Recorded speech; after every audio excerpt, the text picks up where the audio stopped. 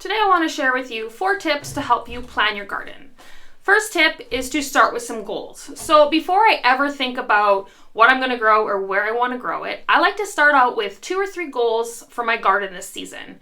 Now, these can be anything from I want to grow more crops for storage, I want to grow things for canning, or I want to try some new varieties, even just you want to get some exercise and fresh air. Now, these goals can help us focus when we're starting to plan our garden and also midway through the year when things are really overwhelming. By going back to our goals, it can help us refocus and really feel like we've accomplished things in our garden this year. If you're curious what my goals are for the year, I will pin those in the comments below. Tip number 2 has to do with location.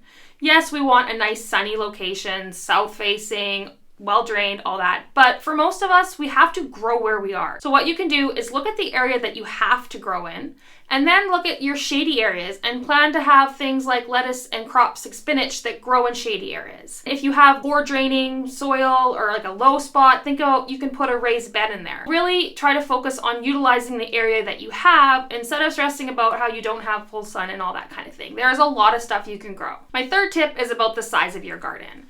Now, the old cliche is true here, less is more. If you're growing a huge garden, a lot of it is just going to weeds and stuff. We try to cram in as much as you can in as little space. For example, you can look at things like intercropping. Instead of growing 5 tomatoes in a raised bed, you could grow 5 tomatoes, 2 pepper plants, some basil, and really utilize all that space.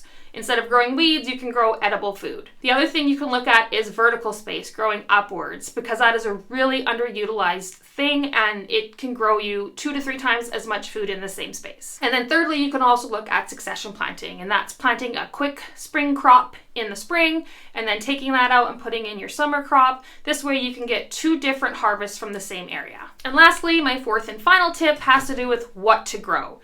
You'll hear everywhere is to grow what you like. And yes, this is true, but some other tips can also help you be successful.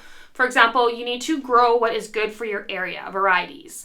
We're up cold here in the north, so there's certain peppers, like peppers take a long time, but there are short season peppers, there's like a king of the north pepper, things that were meant to grow in our area. So I try to focus on those varieties. Secondly, I also like to grow things that are like a high value crop, things that cost a lot of money in the grocery store.